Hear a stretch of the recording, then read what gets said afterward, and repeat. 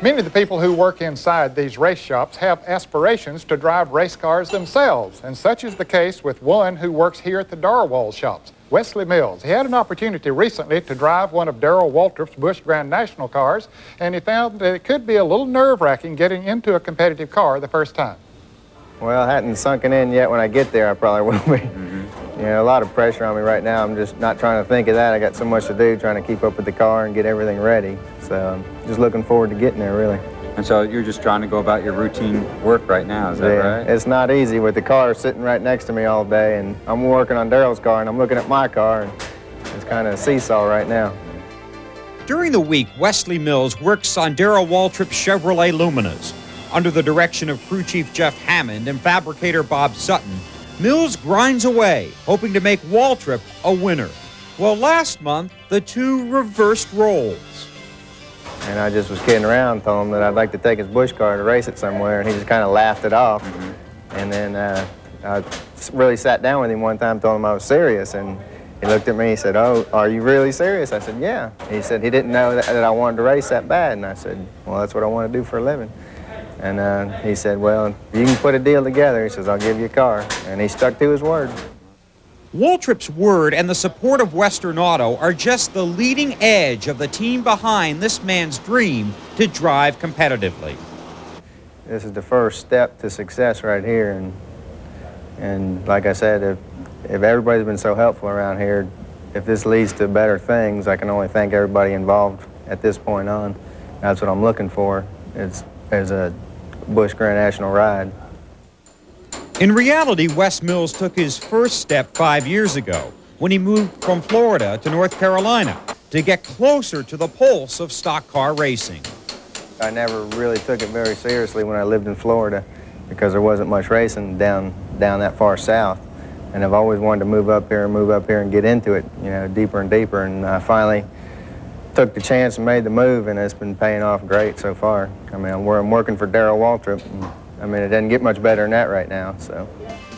Wes has built a foundation for his future by competing at Concord Motor Speedway outside of Charlotte, a tough track that has played a role in the careers of several Grand National and Winston Cup drivers.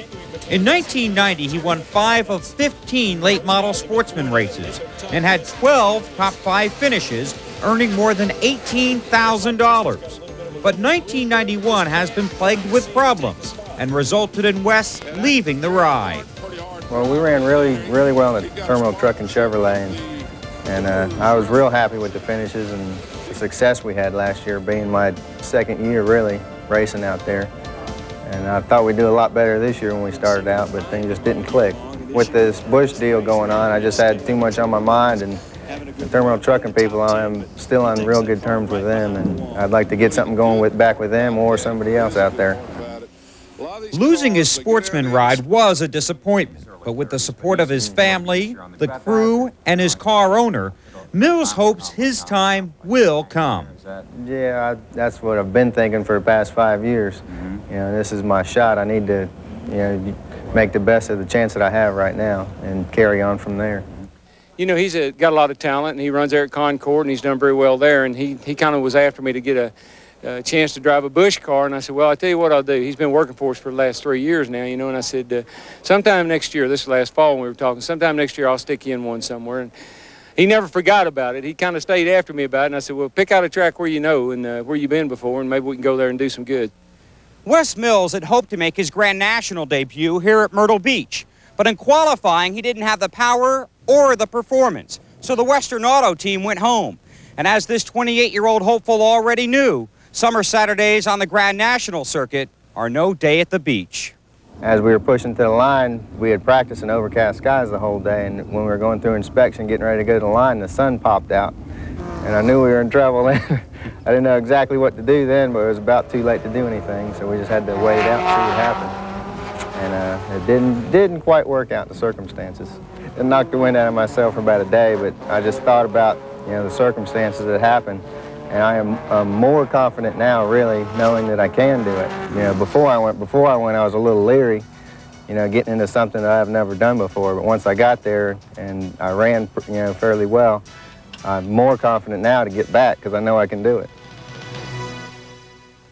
Well, unfortunately, the weather didn't cooperate with Wesley in trying to qualify for his first Busch Grand National race, and he qualified 31st in a 30-car field, but those things happen sometimes. We need to take a short break. Still to come are highlights of the Fays 150 Busch Grand National race from Watkins, Glen, New York, and we'll also relive the first half of the 1991 Winston Cup season. We'll be right back.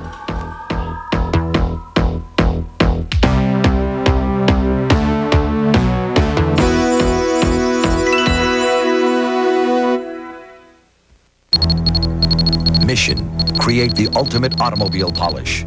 Establish the new definition of shine, the new standard for protection. Mission accomplished. New liquid crystal, the most technologically advanced automobile polish ever made. New liquid crystal was applied to this badly oxidized 1982 Blazer. With no rubbing, no buffing, its showroom shine is instantly restored. After polishing with new liquid crystal, this car was put through a car wash 104 times, 2 years worth of car washings, and water still beads. New liquid crystal will give your car unequaled protection and an extraordinary deep gloss shine nothing on the street can beat. Try liquid crystal. If you don't agree that it shines and protects better than any car wax you've ever used, we'll send you your money back. New liquid crystal automobile polish. Quite simply, the best shine and protection money can buy. Miller Genuine Draft. It's cold filtered. That's how we keep our commitment to everyone who knows that draft beer is real beer, pure beer, the best beer.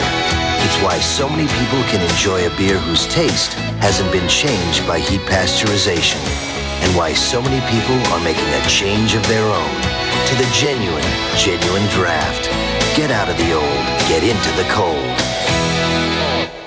I had a wife, I had a job, I had a life of my own. Now I spend my days and nights on the streets all alone. There are many like me. Oh, it's sad to see whose hearts such as I. Hi, I'm Lori Morgan. As the mother of 2 young children, I'm naturally concerned about the kind of world my kids will be living in as they grow up. Someone once said that our children are our greatest natural resource. It's up to us to make sure there's a healthy, living planet on which our children can grow and fulfill their promise. Recycle, because our children's lives depend on it. Fly with Rusty Wallace to the Miller Genuine Draft 500. You'll meet Rusty at the team shop in Charlotte, then fly in his personal jet to Pocono and be the official starter of the Miller Genuine Draft 500.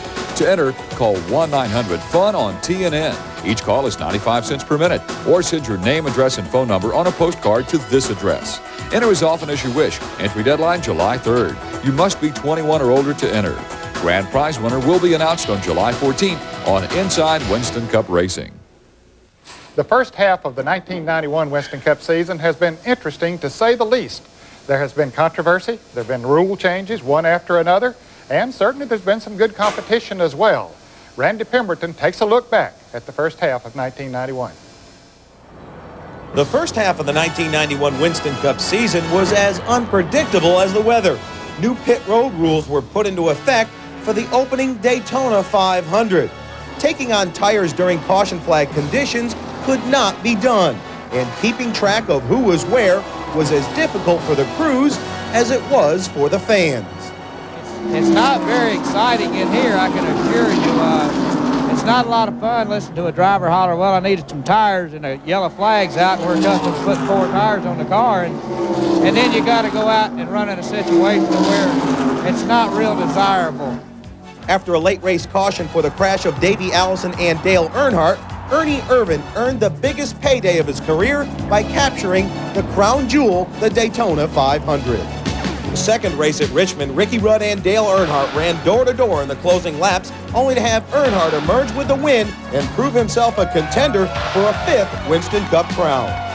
Kyle Petty cleaned everyone's clock at the Rock in race 3. His pole-sitting Pontiac carried Kyle to the bank with a Unocal bonus worth big bucks.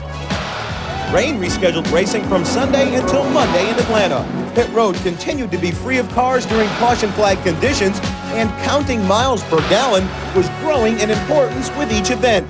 Ken Schrader outdistanced all others to capture his first checkered flag of the first half. Michael Waltrip dominated at Darlington, leading 299 laps, but a pressure pit stop on the final stages turned to frustration as an air gun gave up, and that gave the race to Ricky Rudd. The rules were changed at Bristol, and so were a lot of tires. It was definitely odd and not very even. Drivers had their hands full, and frustration found its way onto the fast half mile. And who will forget the fiery Ford of Sterling Marlin? It brought out one of a record 19 yellows. Rain fell, and so did a red flag on lap 458. But the drizzle failed to cool down some flaring tempers. When the race refired, fresh rubber helped Rusty Wallace outrace Ernie Irvin to pick up his first win for Roger Penske. Sterling Marlin made the start at North Wilkesboro before turning the wheel over to Charlie Glotchbach. The first Union 400 was a Bristol on a flat track. Darrell Waltrip was able to miss all the wrecks and make his maiden visit to Victory Lane as driver and owner. The final short track event of the first half was tackled at Martinsville. Dale Earnhardt took home the victory, and it was his 50th in all, tying him with Ned Jarrett and Junior Johnson. The next week it was Talladega, and another downpour postponed racing until Monday. With a new, even smaller restrictor plate placed on the cars, the competition was closer than ever before. Maybe too close. Side-by-side racing in a crash. Mark Martin's car lifts off the ground but does not go over.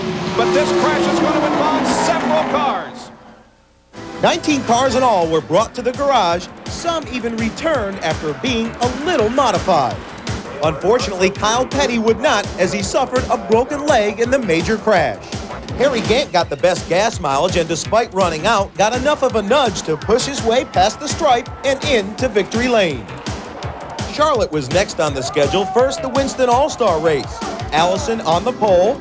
Davey dominates wire to wire and wins an unbelievable $325,000. Jeff Bodine missed Charlotte with 3 broken ribs. Tommy Ellis took over, but after the race, it was an oversized engine for the Budweiser Thunderbird. It was a 4-week suspension for Junior Johnson and Tim Brewer, a stiff fine, and a new number on the Budweiser Ford. But the racing was the same old thing in the Coca-Cola 600. Davey Allison dominated once again. At the Monster Mile in Dover, Delaware, the record crowd of 70,000 saw Dale Earnhardt twice come back from a lap down and eventually battle Kenny Schrader in the closing laps. After finishing second 2 weeks in a row, Schrader snagged his second win. Sears Point produced the most controversial finish of the first half. With less than 4 laps to go, Mark Martin makes a bid for the lead, but gets turned around by Tommy Kendall. 2 laps later, either Davey Allison slows in front of Rudd or Ricky rams his rear end. NASCAR says the latter. Rudd receives the black flag instead of the checkers. 3 hours later, it's official. If time is not remaining in the event to impose a lap or time penalty, you may do so at the end of the race. And that's how the decision came down. Allison was declared the winner. Rudd finished second. It was off to Pocono, Pennsylvania. They had one for the books. A chicken brought out caution number 1. A rain delay halted racing for 1 hour and 41 minutes. In the closing laps, it was Darrell Waltrip and Dale Earnhardt in a duel for the win. Darrell gets under Dale with 11 laps to go and on to record his second victory of 1991. Well, the Michigan International Raceway resembles Charlotte to some extent, enough that Davey Allison would run the same car at both tracks. And the result? A duplication of domination. Davey Allison wins in a landslide. Well, we told you it was interesting, and don't expect the second half of 1991 to be any less interesting. There'll certainly be plenty of competition and probably some controversy as well. We need to take a short break. Still to come are highlights of the Busch Grand Nationals from Watkins, Glen, New York, when they run on the road course for the first time since 1987. And as we leave you for this break, here's this week's Kodak Photo Finish. Brought to you by Kodacolored Gold 100 Film, the truest, most accurate color of any print film. Show your true colors on Kodacolor Gold Film, the official film of NASCAR. The 1991 The Winston was an all-star race that was all Davey Allison.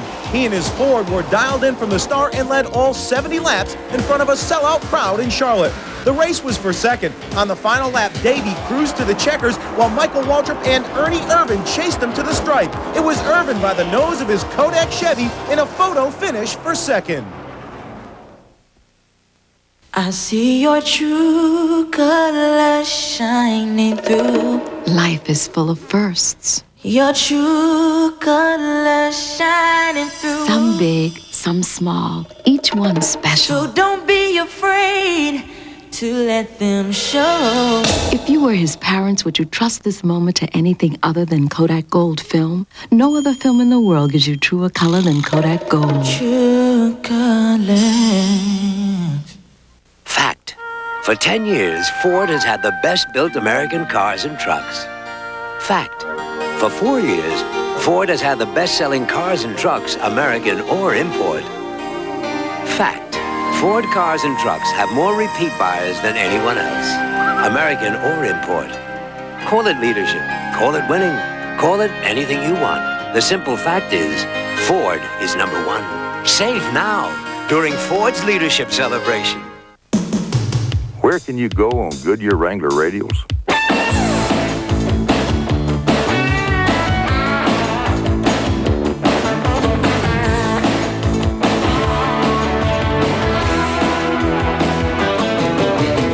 Where can you go on Goodyear Wrangler radials? Just about anywhere you want. Put on a set of Goodyear Wrangler radials, and you'll know why we say the best tires in the world have Goodyear written all over them. My favorite country song would have to be Still Within the Sound of My Voice. Jimmy Webb is also one of my favorite songwriters. When I was growing up, I think Mickey Mantle was everything I was trying to be when I was 9, 10, 11 years old.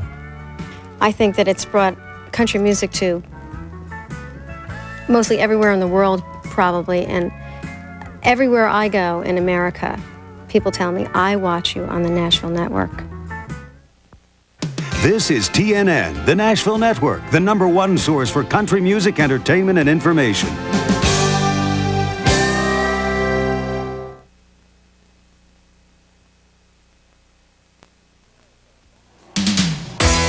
Last year's Pepsi 400 had a short fuse for most as a major wreck exploded on lap 2, taking several contenders out of the celebration. We'll see who survives this year's Party at the Beach next week. The Busch Grand National swing to the Northeast continues with a stop in Oxford, Maine. Chuck Bound is the defending champ in one of the richest races on the circuit. We'll have all the action from the True Value 250 in Oxford. After contending for the crown the past 2 campaigns, Mark Martin and his Folgers crew find themselves trying to reignite this year's flickering first-half flame. We'll talk to the crew about the pressure to perform. It had been 4 years since the NASCAR Busch Grand National drivers had run on a road course, and certainly there are a lot of new faces on the circuit since then, and some of them prepared themselves by going to the Bob Bondurant School. Well, they ran the Fays 150 this past weekend at Watkins, Glen, New York, and Dan Kenyon has the highlights. Today's Busch Grand National highlights are brought to you by Ford and your local Ford dealer. Have you driven a Ford lately?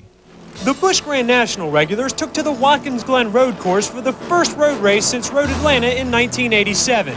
The field was led by 2 Winston Cup regulars, Terry Labonte on the pole, Ernie Irvin right next to him. One of the toughest early battles took place between Joe Nemechek and Kenny Wallace. Both were driving as hard as their cars would allow.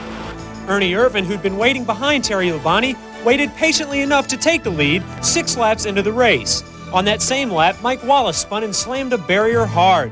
He was a little shaken up but was able to walk away.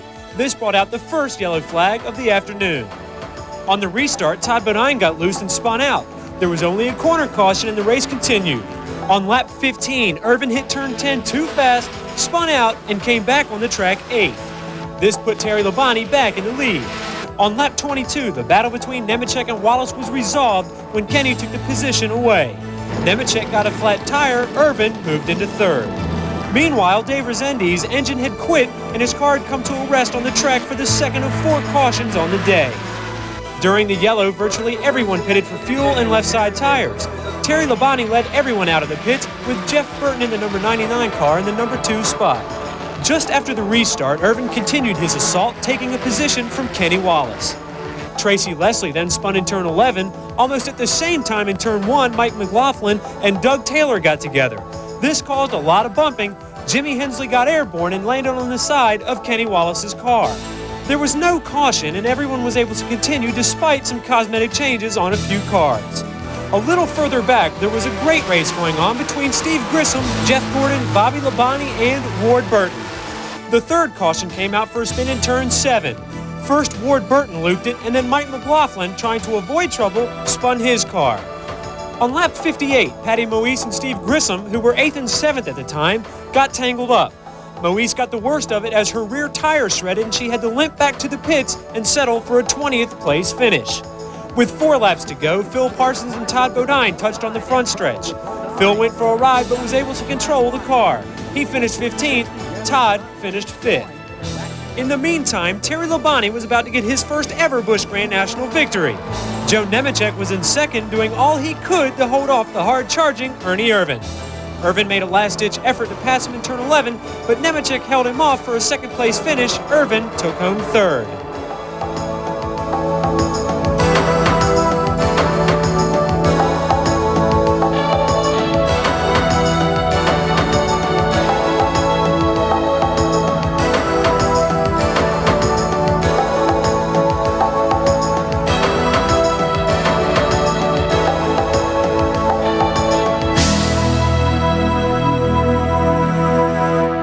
Today's mailbox is brought to you by Miller Genuine Draft. And our question this week comes from Terry Moffitt of Bakersville, North Carolina, who writes, what is the purpose of the brightly colored small sticker on the center of the windshield of the race cars? Well, Terry, for that answer, we'll go to Walter Wallace, one of the NASCAR officials. The reason we have the sticker on the windshield is when the cars go through inspection, they do everything to them, and when they come to me last, and we put the sticker on them, okay, in the car to go out to practice. Then they come back and we mark the sticker on race day to show that they've been through again. If you have any race questions, you can write to us at Inside Winston Cup Racing, Box 240417, Charlotte 28224. Or you can now call us at 1-900-84-RACES. Charge is $1 per minute, average call 2 minutes. Fans 18 and under, get your parents' permission before calling. If we use your question on the air, you'll receive this embroidered Miller Genuine Draft jacket free. Fans 21 and under will receive an IWCR cap and t-shirt. Our time's up for today. Hope you enjoyed the show. And our thanks to Bobby and Darrell Waltrip and all the other crew members here for allowing us to come inside the ultra-modern shops of Darwall. We'll see you here from Daytona next week on TNN. Today's show has been brought to you by Ford and your local Ford dealer. Winning the world over with 1991 trucks that are built Ford tough. By Miller Genuine Draft, cold filtered for real draft taste. So get out of the old, get into the cold. By Goodyear, maker of the world's most successful tires, the Goodyear Eagles. And by Kodak Gold Film, the official film of NASCAR. Inside Winston Cup clothing provided in part by Sports Image Incorporated, suppliers of quality racing apparel. Communications for Inside Winston Cup Racing crew provided by Racing Radios, Forest Park, Georgia, the official communications of NASCAR. Transportation for Inside Winston Cup Racing provided by Fleetwood Enterprises, makers of a full line of excellent recreational vehicles. And by your Carolina Ford dealers. Nobody outsells Ford in the Carolinas.